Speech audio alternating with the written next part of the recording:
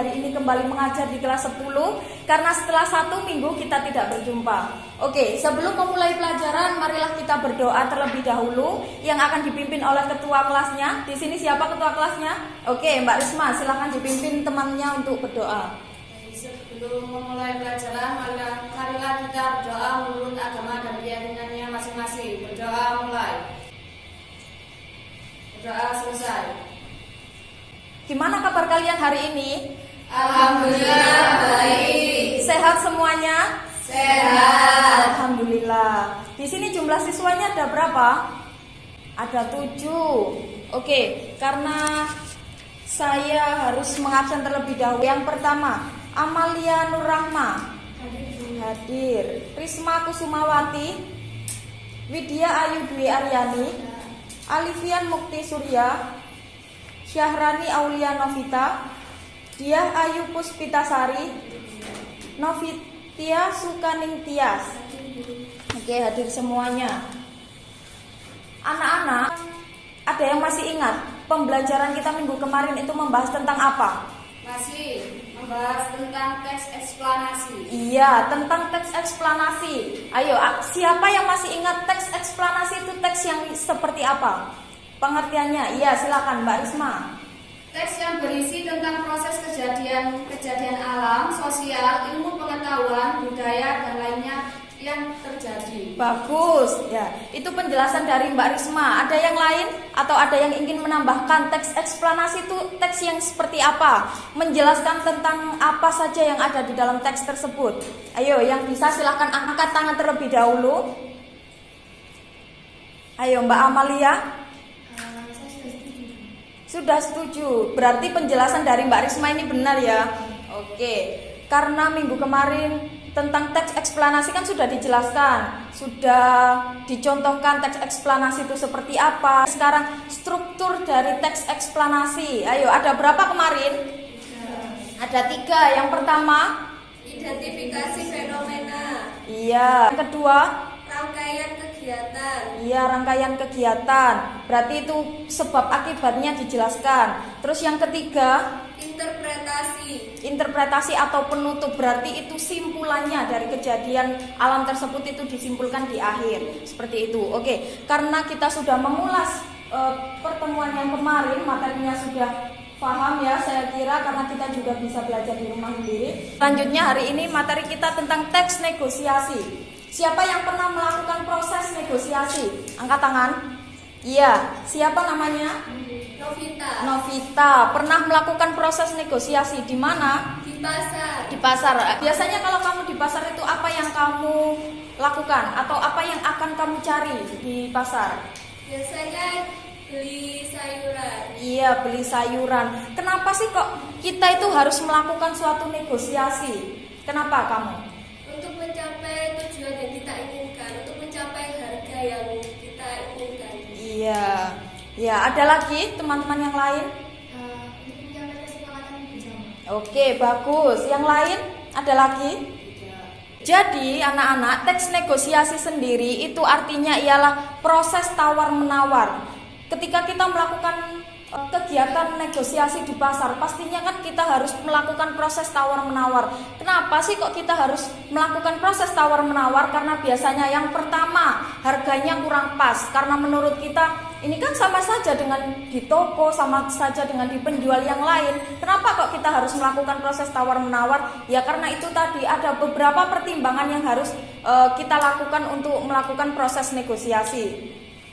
Di sini secara pengertian ada yang mau bantu saya untuk membacakan? Ya, silakan maju ke depan. Untuk pengertian teks negosiasi adalah suatu bentuk interaksi sosial untuk mencapai suatu penyelesaian bersama antara pihak yang memiliki perbedaan kepentingan. Inti teks negosiasi adalah suatu percakapan tawar-menawar untuk mencapai suatu persetujuan. Oke, terima kasih. Ya bagus, bacanya juga lancar. Ya anak-anak, jadi teks negosiasi sendiri itu intinya tentang proses tawar-menawar antara penjual dan pembeli. Tetapi sebenarnya teks negosiasi sendiri itu tidak hanya dilakukan di pasar. Bisa saja kita melakukannya di sekolah, bisa saja kita melakukannya dengan teman di rumah atau dengan guru kita ataupun dengan rekan kerjasama di dalam perusahaan. Biasanya kalau kita melakukan kerjasama dengan orang lain itu kan pastinya kita melalui proses negosiasi. Nah, proses negosiasi sendiri itu harus dilakukan oleh dua pihak. Kalau satu pihak emang bisa melakukan negosiasi sendiri? Iya, karena negosiasi sendiri itu ketika dilakukan oleh dua pihak akan mencapai suatu kesepakatan yang nantinya akan menjadi kelanjutan dari proses negosiasi tersebut. Oke, selanjutnya kita bahas tentang tujuan teks negosiasi. Ayo, ada yang mau bantu saya untuk membacakan? Saya, Bu. Iya, silakan Mbak Amalia, maju ke depan. Tujuan dari teks negosiasi yang pertama bertujuan untuk memperoleh kesepakatan. Yang kedua, dapat menemukan suatu jalan penyelesaian. Yang ketiga, kedua pihak memperoleh keuntungan. Oke, terima kasih, bagus. Kita ulas dari tujuan teks negosiasi yang pertama untuk memperoleh kesepakatan. Kenapa kok kita melakukan negosiasi harus memperoleh kesepakatan? Ayo yang tahu silahkan angkat tangan. Iya, Mbak Widya. Agar tidak merugikan satu sama lain. Iya, agar tidak merugikan. Jadi bertujuan untuk memperoleh kesepakatan. Pasti ada dua pihak yang melakukan proses negosiasi. Ada dua hal yang besar ini. Yang satu ingin menjual, yang satu ingin membeli. Berarti kan kepentingannya sudah berbeda dan mereka pasti memiliki tujuan masing-masing. Kalau pembeli ya otomatis dia ingin membeli sesuatu dengan harga yang sesuai dengan keinginannya. Yang penjual itu kan pasti barang yang dijual ini harus benar-benar menguntungkan untuk dia. Meskipun melalui proses tawar-menawar itu kan harus dia juga mempertimbangkan, oh iya boleh nggak dibeli dengan harga segini, seperti itu.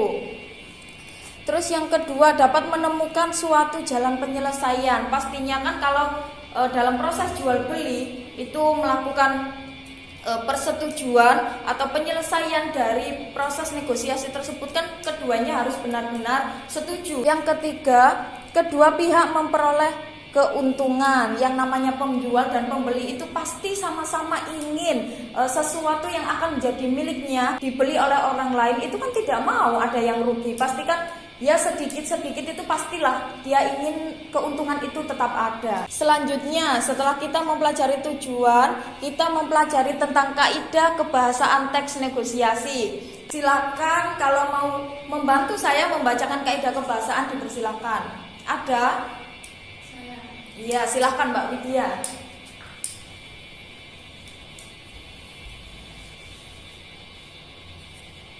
Yang pertama, menggunakan bahasa persuasif. Bahasa persuasif itu bahasa yang mengajak, bahasa yang meyakinkan. Ketika pembeli dan penjual otomatis kan mereka harus menggunakan bahasa yang meyakinkan. Tidak boleh menggunakan bahasa yang ragu-ragu. Berarti kan kalau bahasanya saja sudah ragu-ragu, pastikan proses negosiasinya juga diragukan. Yang kedua, menggunakan kalimat deklaratif. Ayo, ada yang tahu seperti apa sih kalimat deklaratif? Ada yang pernah mendengar?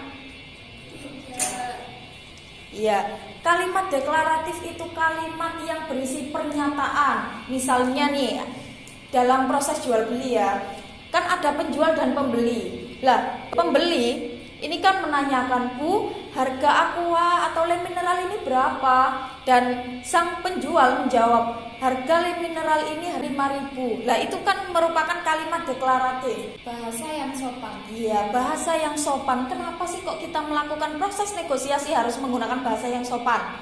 Ada yang tahu kenapa? Iya, bahasa yang sopan itu dipergunakan supaya antara penjual dan pembeli harus menggunakan bahasa yang tidak menyinggung, tidak kasar. Jadi proses negosiasinya itu bisa berjalan dengan lancar. Selanjutnya, yang keempat, menggunakan kalimat efektif. Menggunakan kalimat efektif. Kalimat efektif itu kalimat yang singkat, padat, dan jelas, sesuai maksudnya. Selanjutnya, berisi pasangan tuturan. Iya, yang namanya proses negosiasi itu harus berisi dari dua pihak. Harus kalau di pasar itu kan harus ada penjual dan pembeli. Bersifat memerintah dan memenuhi perintah. Oke, jadi memerintah itu biasanya dilakukan oleh pembeli dan yang memenuhi perintah itu dilakukan oleh penjual. Selanjutnya, Menggunakan pronomina. Iya, menggunakan pronomina. Pronomina yang dimaksud itu ialah kata ganti orang atau pronomina personal. Biasanya itu kata saya, aku, dia, ya itu yang termasuk dalam pronomina. Selanjutnya menggunakan kalimat langsung. Iya, kalimat langsung itu kalimat yang sesuai apa yang dibicarakan antara penjual dan pembeli, tidak dilebih-lebihkan. Sudah, terima kasih Mbak Widya, silakan kembali tutup. Setelah dibacakan beberapa kaidah kebahasaan dari teks negosiasi, di sini saya butuh 2 anak untuk membantu saya mempraktekkan gimana sih contohnya teks negosiasi atau contoh bernegosiasi yang baik. Ayo, yang mau mempraktekkan silahkan angkat tangan dan maju ke depan. Oke, Mbak Novitia dan Mas Alifian, silahkan maju ke depan. Ya, jadi di sini saya sudah punya beberapa makanan ya. Di sini kalian bisa mencontohkan gimana sih proses negosiasi yang baik, proses negosiasi yang nantinya akan menimbulkan kesepakatan seperti itu ya. Bisa dicontohkan. Monggo Mas, dibeli rotinya murah.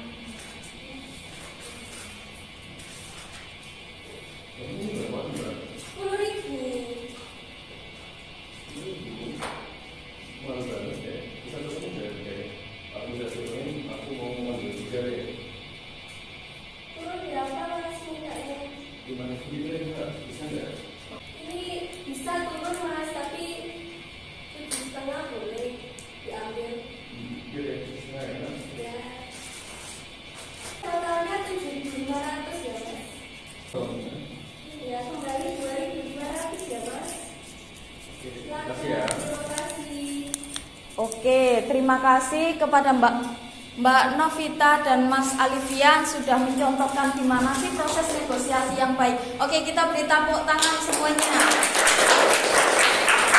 Oke, kan tadi sudah dijelaskan, sudah dipaparkan materi teks negosiasi itu seperti apa. Oke anak-anak, jadi materi hari ini kan tentang teks negosiasi dan sudah dijelaskan. Lebihnya mohon maaf jika ada yang masih belum paham.